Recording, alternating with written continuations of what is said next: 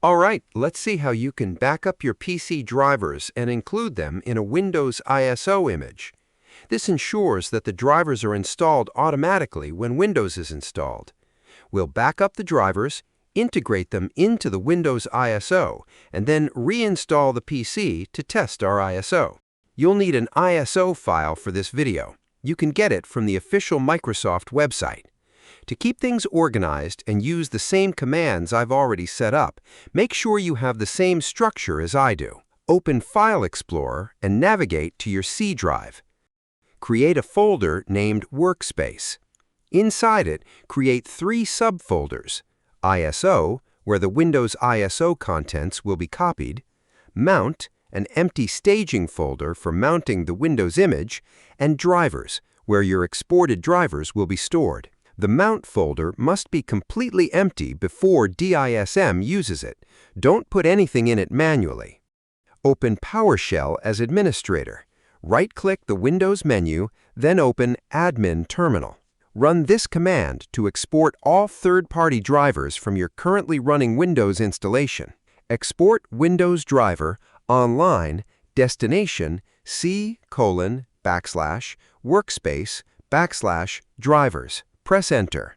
PowerShell scans your system and exports every installed driver, chipset, network, audio, GPU, USB controllers, and others as .inf files into the drivers folder. This takes a minute or two, depending on how many drivers are installed. When complete, navigate to C, Workspace, then Drivers in File Explorer. You'll see folders for each exported driver package. Now, extract the Windows ISO contents. Right-click your Windows ISO file and mount it. Windows mounts it as a virtual DVD drive. It appears in File Explorer with a drive letter. Open the mounted ISO drive. Select all files and folders inside it, then copy. Navigate to C, Workspace, ISO, and paste it here. This copies the entire contents of the ISO into the ISO folder. It takes a few minutes depending on your drive speed. Immediately after the copy completes, run this fix in PowerShell to strip the read-only attribute that Windows carries over from the virtual disk. Without this, DISM won't be able to modify the files. Press Enter. This removes the read-only flag from all files in the Sources folder recursively. This step is easy to forget and causes confusing errors later if skipped. Now identify your Windows Edition index. The install.wim inside the Windows ISO contains multiple Windows editions, Home, Pro, Education, and others, indexed separately. We need to know the index number of the specific edition we want to inject drivers into. Run this command. Press Enter. DISM lists every Windows edition in the image, each with an index number, name, and description. Find the edition you want. For example, Windows 11 Pro is typically index 6, but this varies between ISOs. Note down the exact index number for your target edition before proceeding. Now we mount the Windows image. Mount the specific edition index into the Mount folder. Press Enter. DISM mounts the Windows image into the Mount folder, making the virtual Windows file system accessible for modification.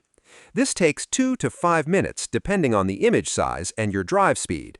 It's time to inject the drivers. With the image mounted, inject the exported drivers. Press Enter. DISM scans the drivers folder recursively, finds every .inf driver file, and injects them into the mounted image. You'll see each driver being added listed in the output. The process takes a few minutes depending on how many drivers are being injected. Now we save the driver injections and unmount the image. Press Enter. The commit flag saves all changes, the driver injections, back into install.wim before unmounting. Without commit, all your driver injections would be discarded. This step takes several minutes. The modified image data is being written back to disk. Do not interrupt this process. When complete, the Mount folder will be empty again, and install.wim in C, Workspace, ISO sources will contain your injected drivers. The last part is to rebuild the bootable ISO. The driver injection is complete. Now repackage the ISO folder into a new bootable ISO. Open your browser and search for ImgBurn. Click on the first link to official website. Click on the Download section and download ImgBurn. We will use this to rebuild the bootable ISO. Install ImgBurn by following default instructions. Once installed, right-click on it and run as administrator. From the main menu, click Create Image File from Files or Folders. Add your source files. Click Add and navigate to C, WorkSpace, then select ISO. This will select all files and folders inside it. Add your destination, the output of the ISO file. Click Add and navigate to C, WorkSpace, and give a name to the output, something like custom_windows_drivers. Now configure your boot properties. Click the Advanced button, then Bootable Disk. Check the Make Bootable Image option. For the boot image file, click Browse and navigate to C, WorkSpace, ISO, Boot. Select this file and click Open. For the sectors to load, set it to 8. Now click on the Create Image File from Files icon. Click Yes, Yes, then OK. ImgBurn builds the bootable ISO from your WorkSpace folder. When complete, the new ISO file is at the path you specified. Now it's time to test the ISO file. Before using this ISO to install Windows on real hardware, test it in a virtual machine first. Open VMware or VirtualBox, whichever you have available. Create a new virtual machine and point it at your new custom ISO as the boot media. Let it reach the Windows Setup screen to confirm the ISO boots correctly. Make sure EFI is unchecked, otherwise the virtual machine will not start. This takes 5 minutes and saves you from discovering an issue mid-installation on a real machine. If something is wrong, missing boot file, corrupted image, incorrect file system, you'll see it in the VM and can rebuild the ISO with the fix before deploying.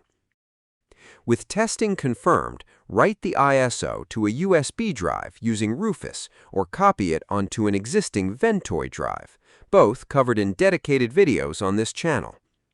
Boot the target machine from the USB. Go through Windows Setup normally, language, edition selection, drive partitioning. I'm using Rufus with the silent installation option, so the installation will happen automatically. When setup completes and Windows first boots to the desktop, your injected drivers are already applied. No network driver hunt, no device manager yellow exclamation marks, no post-install driver configuration needed. Just a few Windows updates that you can install after installing Windows. A complete driver-integrated Windows ISO, built from your own system's working drivers, ready for clean reinstalls or deployment to identical hardware. Once you've done this once, you have a custom ISO that makes every future setup on that hardware completely frictionless. All commands are in the video description for copy-pasting. Drop a comment if you hit any issues at a specific step. DISM errors, the read-only fix, or the ImgBurn boot configuration are the most common sticking points and usually quick to resolve.